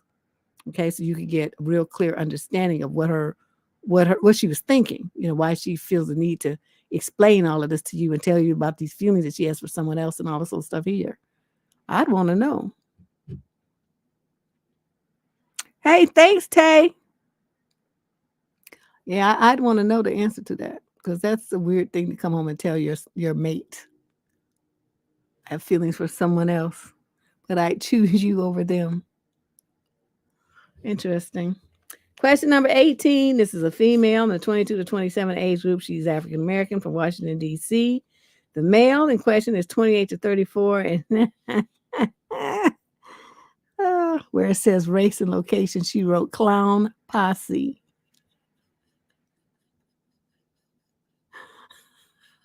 His race is clown and his location is posse. Oh my God. Summary of the issue. He said he doesn't see a future with me because I demand that he use protection. Wow. My boyfriend, he's 30, I'm 26, of only 4 months, told me that he doesn't see a future with me because I told him I'm not ready to have unprotected nook. When he said this, I was stunned into silence. I was so hurt that he was so ready to drop me because I'm trying to be safe. He later apologized, saying that he has a death in the family, which is making him freak out and want a family of his own. This conversation led to another argument where he said I need to commit to having a child with him within a year, which then led to him saying that condoms are too expensive and he's never been in a committed relationship where the woman made him use them. I'm still in school and he lives with his friend and friend's wife and kids. So in my head, I would never even think of children unless we at least live together for a while, have a strong foundation, and have the funds to support a child. I let him know this and he told me that I'm being immature and selfish. I'm a bit confused because he's been so perfect these last few months and this is our first fight. This isn't a normal reaction to a death in the family, is it? After reading back what I typed, I'm shaking my head. I think I'm still a little shocked and I've romanticized this relationship too much, but I already know that this is so wrong. What is the best approach? It's called deuce out, deuce.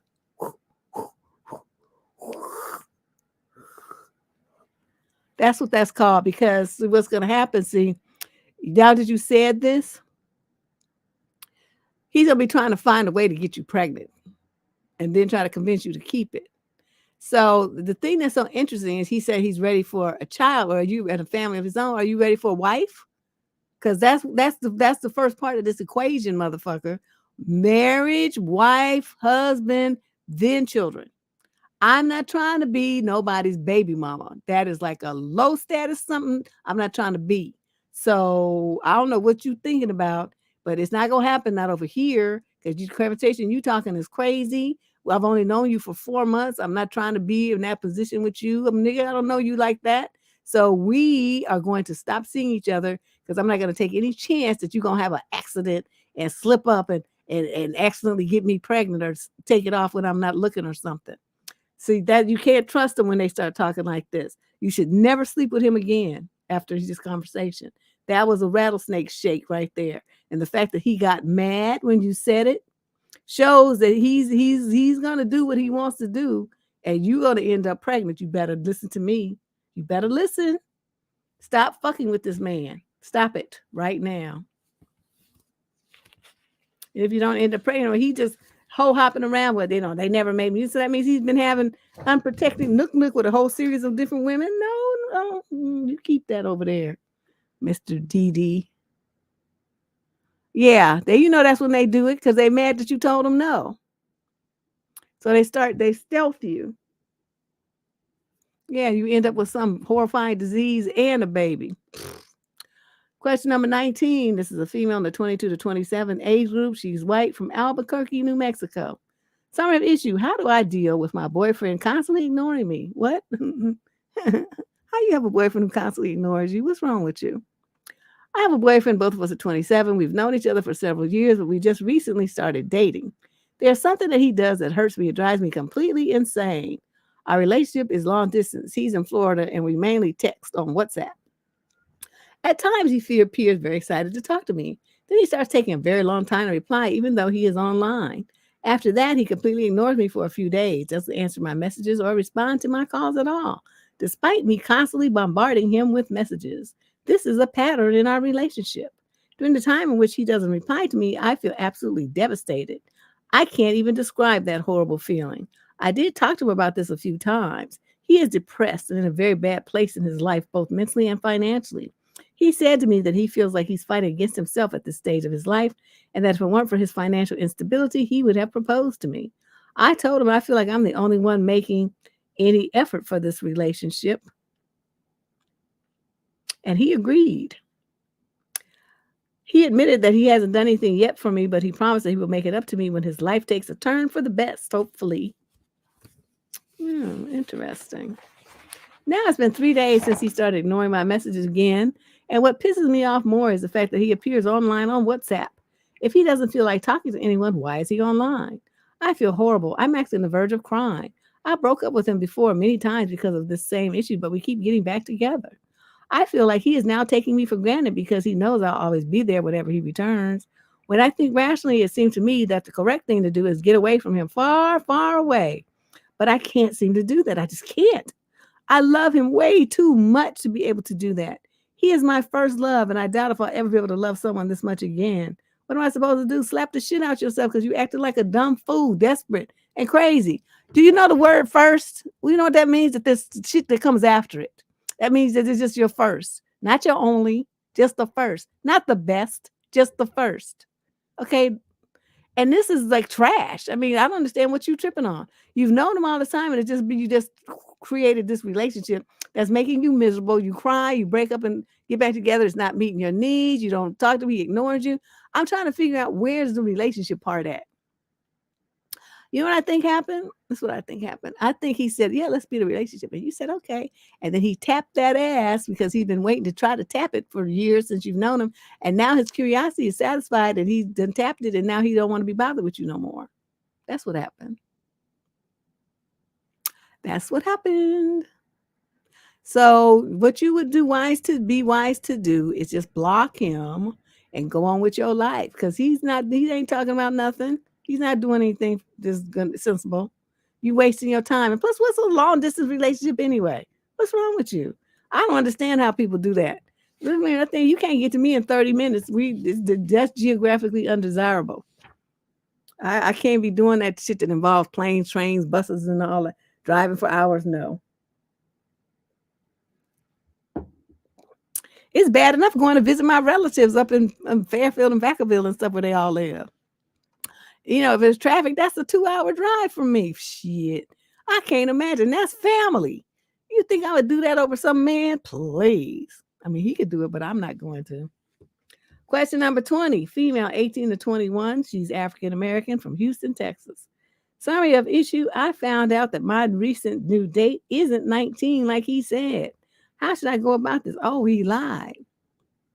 I honestly like this guy a lot. We met at a party, which I seldom go to, but a mutual friend really wanted to, and I didn't want to stay in for once. While leaving, he told me that he liked my hair and asked for my name. I told him my name truthfully. He told me he is. He then asked me how old I was. I said 19. He said he was too.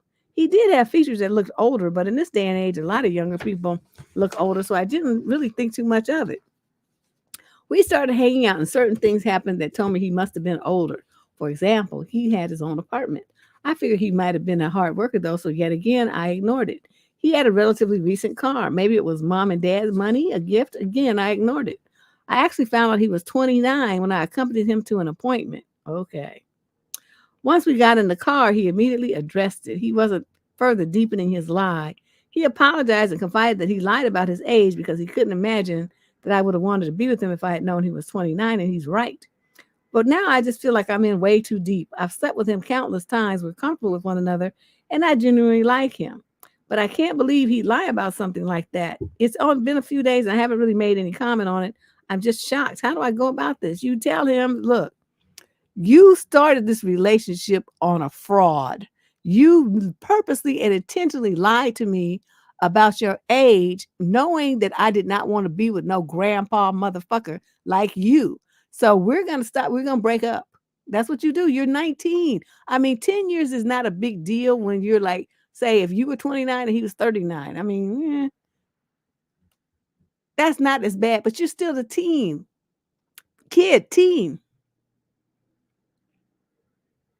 There's no way this should have happened.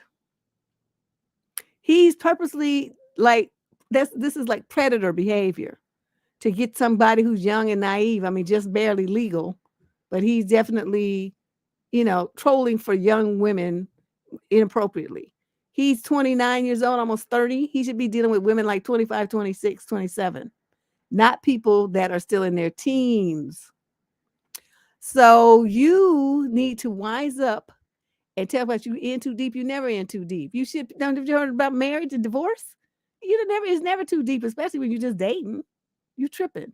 So you get rid of this fool and you going about your business. Because he intentionally lied to him, try to manipulate and coerce you into a relationship that if you had all the facts honestly, you would not have entered into. That is manipulation and it's abusive, controlling behavior. So understand what I'm telling you. This is a bad guy. This is a bad dude. And there's nobody that you should be dealing with anymore. Okay. So you cut him loose. Tell him this is your fault because you lied to me and you did it on purpose. And I don't want to be with no old ass man like you. And so there you go. I'm a teenager. I want to be with somebody my own age. And then just get rid of them. Yeah, I know they lie about age. That's why you got to see some ID. Just like, they be talking about, well, I'm this and that age. And you looking at them, you could tell they lying like a dog. Say, let me see your driver's license. And if they say no, well, then you know that he's lying. So there you go. Don't worry about it. Question number 21. This is a female in the 22 to 27 age group from Des Moines, Iowa. Summary of issue. I keep getting texted, quote, did you sleep okay, end quote, by a guy I've never met in person yet. What? I used to be on dating apps a while back. Happily, I'm in a relationship now, but still talk to some of the guys I match with strictly as friends. I made it well known that I have a boyfriend to all of them, but one guy I still talk to texts me things like, ha, ha, ha, you are so cute. You, letter R, letter U, R, and quote, did you sleep okay? The guy I text did mention in passing also has a girlfriend. Not as sure if that changes things, but I believe he's not single based on what he's told me. I'm assuming his intentions are good and platonic due to the fact that we're both in relationships. He also lives about 2.5 hours away from me, but is pretty adamant on trying to see me and hang out. This completely flew over my head, but when talking to my boyfriend about the text the guy sends me, my boyfriend mentioned that this guy could have different intentions rather than a strictly platonic relationship I want. Am I being paranoid? Is he also platonic? How should I approach the situation? You should tell him, okay, first of all, what the fuck are you doing? You can't be friends with dudes who got with you on a dating app and wanting to fuck you. Okay, I don't know what kind of delusion you living under. They're not friends. They're just waiting for you to break up with this dude so they have another shot. And you so stupid, you don't even understand the game. You up there talking to them. Ooh, these girls are dumb. Just dumb. Just dumb. You just get yourself in stupid situations because you don't have no game and no sense at all. You cannot be friends with any man who either A, used to fuck you, or B, wants to fuck you. Okay, he's never going to be your friend. Friends are platonic. They don't have anything to do with sex involved. Anytime you got a guy friend and he try to make a pass at you, he's not your friend. You cut him. You have somebody that you used to date and he makes the rounds back and you got a man and he starts hitting around about something. He's not your friend. You block and delete. These are kind of things you guys have to have better boundaries with these guys. This guy talking about you're so cute. That's an inappropriate comment to make. You were supposed to block him on that alone, but you didn't do it. Instead, you just going along with it. I don't know what the hell's your problem. Anyway, all these dudes that you used to talk to, you block them on your phone and stop talking to them. If you want to have friends, you get some new friends. You don't have friends with dudes that you got with under the guise of you was trying to date them, or you did date them, or you fucked them. Okay, they're not your friends. They're off the friend zone thing.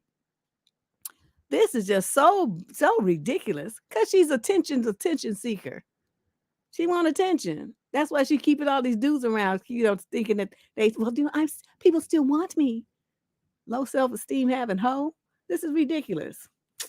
I can't stand women like this. Get your shit together because you know who's going to be involved in your boyfriend and your bullshit. And you want some self-esteem, take your little ass to a shrink. This is ridiculous.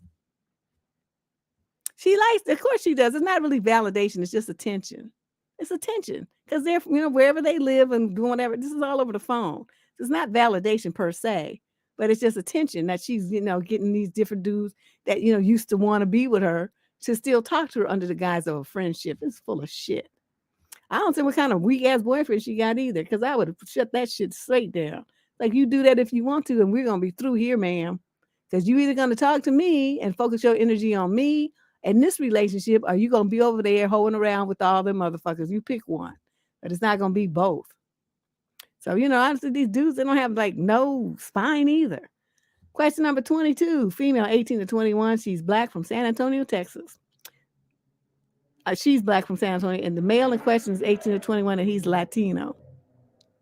Summary of issue: I am 18 and I want to break up with my super toxic boyfriend. I've been in a relationship with my boyfriend for 3 years now, since I was 15. Wow. However, I've realized that our relationship is toxic. My boyfriend is unsupportive when it comes to studying, and when I asked him for help with Spanish, a subject in which he excels, he refused and instead asked me for tips on how to study. When I try to have a serious conversation with him about our relationship, he either puts his phone on airplane mode or tells me he needs to sleep, so we never resolve anything. Whenever I cry, he accuses me of faking it and then ignores my texts and calls. I want to break up with him, but it's difficult because we study at the same school. Whenever we have an argument, he follows me around school and begs for forgiveness, often making a scene and causing me to look bad in front of my classmates and teachers. I feel like I'm trapped in this relationship and I'm not sure how to end it without causing more problems for myself. I would appreciate advice on how to move forward. Well,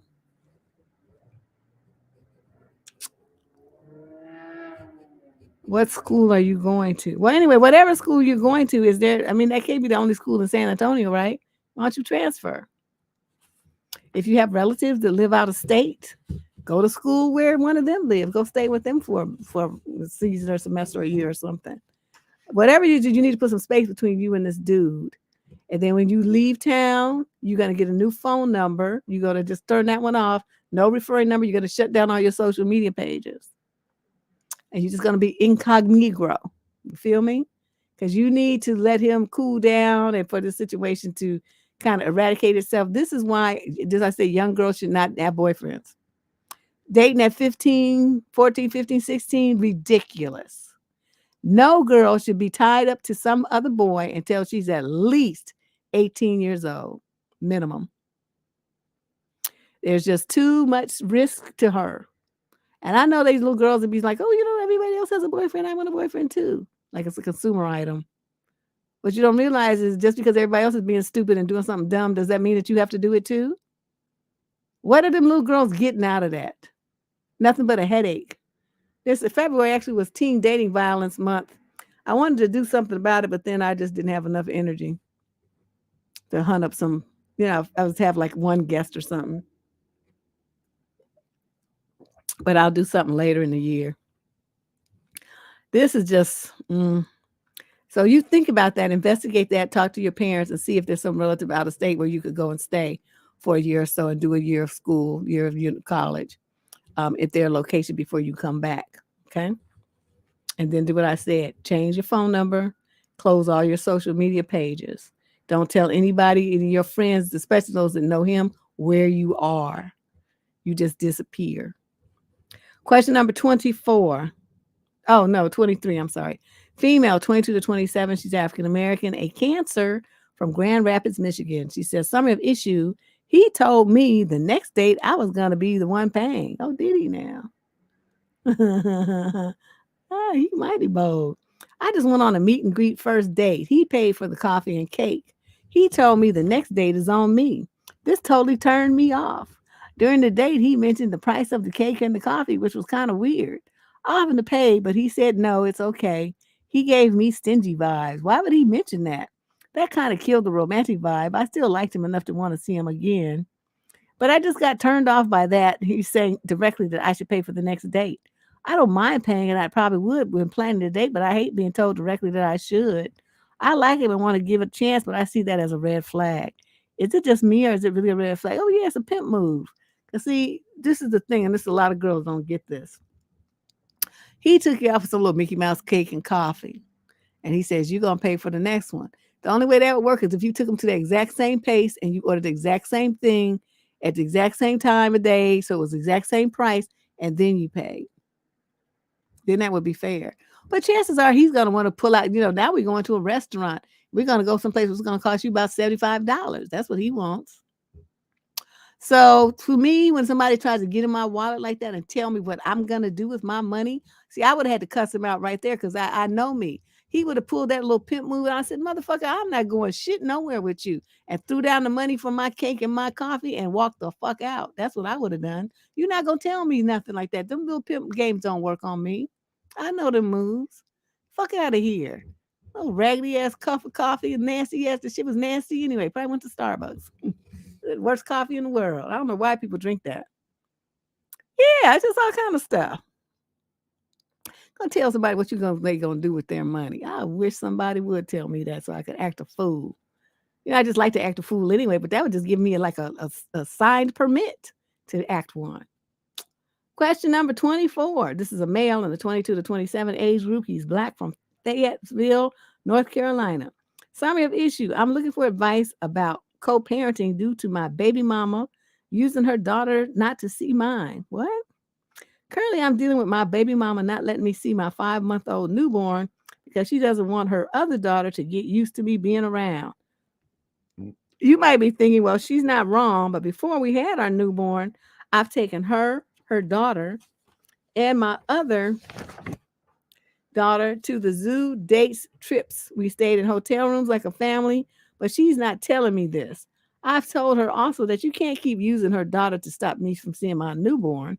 She ignores me when I bring it up, and she also doesn't let her daughter's dad pick her up, or sometimes he doesn't take her on the weekends. Am I in the wrong, or how do I talk to her without her ignoring me? You don't talk to her anymore. You go take your happy ass down to court and file for visitation. Why is it that these brothers act like they're scared to go to court? You go to court and you're going to pay your child support and you're going to get scheduled visitation. That's what's going to happen. And then if it's your turn to pick up the baby and she doesn't let the baby go, then that's a violation of the court order. And they could actually pick her up, arrest her, and put her in jail for that. And in some jurisdictions, they actually do it. In others, they kind of lax. It's like a threat, but they don't really do it. But in others, they just be itching to get some Black women in prison. So any excuse will do. And they get real adamant about these, about the fathers having the right to see their children, which they should. I mean, short of there being some sign of abuse or something like that, then there's no reason for her to withhold the baby from you.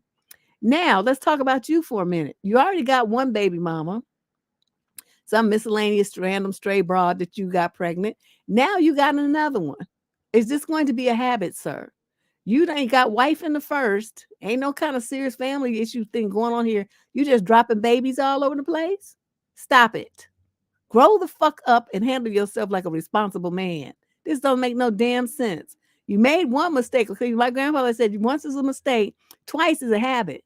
See, now you inhabit territory. You just gonna be a prolific baby daddy, just breeding all over the place. Get your shit together, sir. If you had a wife and stuff, you wouldn't have this problem. Because even if y'all split up, he's like, ex-wife, ex-husband, you go to court, everything's written out. Where you have them on a school vacation, I have them this amount, this and that, blah, blah, blah. Everything's spelled out. When you're a baby daddy and a baby mama, it's a little bit harder process, but it's still equitable because they still want the fathers and, they still want the daddies to be involved in their children's lives. So they try to work with you to make that happen. And she is trying to, not do that. Take her ass to court. That's all you have to do. And get it. You don't have a signed thing. And if she doesn't do it, you report her to the court. And then, you get 2 or 3 reports. They will send the police to her house to arrest her and make sure that you get your visitation. And she'll have to go to court and explain why she didn't do it, why she violated the court order. So, don't play with these broads. But this is the thing. It's going to make you have to get your shit together and go to court and file on her. You get it's free. I mean, maybe, I don't know, you might have to pay some process server fees, but usually you can get a friend or somebody to do it. So the final question of tonight is this one, question number 25. Female in the 22 to 27 age group from Norfolk, Virginia. Oh, before I do that, let me remind you all, we're going to be back here on Friday night. Friday night is this. We're going to have another one of our girls' night out shows, girl talk shows. This Friday, starting at 6. So if you don't have nothing to do, no hot dates on the horizon, bring your wine or your beverage of choice and come and join us and let's sit down. I got a couple of things. Vanna been sending me some real interesting stuff. And Diana Prince sent a couple of interesting things. So we'll start off the conversation with that and then go from there. Okay? So that's Friday night. We're going to get together and have us some fun. So our final question for tonight is question number 25, 22 to 27 from Norfolk, Virginia. Summary of issue, I need a translation. When a guy says that he is, quote, not ready for a relationship, end quote, does it mean that he's not, does he mean with you or in general? Is this just code for letting someone down easily that you aren't interested in? I want to ask you, what's the difference? What difference does it make? The bottom line is whether he's not ready for a relationship because he's jumping up on a spaceship and going to Mars, or he's terminal and he's about to go into hospice, or because he's about to get married to somebody else and he was just dipping and dabbing with you, or he just want to be a hoe. I mean, what difference does it make? Because he's not available for you and he told you he's not having any interest in being it. So whether it's in general or whether it's you specifically, it doesn't matter, because what you want, you're not going to get. So if he gives it to somebody else, how is that your business? What you're concerning yourself with is this person going to be in a relationship with you? And the answer to that question is no. Like I said, it could be any reason. Any reason, I don't know. Benjamin Buttons, he's aging backwards. I mean, who knows what the reason is? I mean, I'm sure there's probably 55 million different reasons why a guy would say that to a woman in general. But usually when they say that, they just want to hoe around. They're not really trying to be in a relationship with anybody. But even if it's true and it is specifically you, then like I said, it doesn't matter. Because whatever it is you wanted from brother man, you ain't getting it. So there's your translation. It doesn't matter what it means. The bottom line is whatever you want from him, you ain't gonna get it. That's what that means. Okay. And that's it. And that's all. So I hope you guys enjoyed that. It's always a good time on What the Fuck? Well, Tuesday/Wednesday, whenever we do it. Remember, if you have a question that you'd like to submit for a future show, you can look in the show description down below and you'll see a link that says get free advice or submit your question, something like that. Anyway, there'll be a link and you can click that. It'll take you right to this form, or you just go right to debsterism.com/get-advice and that'll take you to the same form. Either way, it's the same thing. You fill that out. Candace will look at your submission and decide if she wants to put it in the column or not. Okay. That's how it works around here. So I hope you guys had a good time. I know I did. Oh my God. Hopefully at some point these people will start to get some sense. Also, I'm starting to do all the shorts. I'm repurposing some of my content. There's like 1,500 videos on this channel as it is. I'm like, ugh. So I'm repurposing a lot of my content. So if you happen to listen to one and you see a segment that you think would make a nice short or a little clip video, let me know. Just send me an email to survivingdating@gmail.com with the link to the video that you're talking about and where the clip starts that you're interested in, and hopefully where it is. That'd be great too. And then I can make that happen. But trying to figure it out on my own is just been like a nightmare. Ugh. You got to listen to the whole video and I be talking. So anyway, I'll see you guys on Friday night. Bring your drink.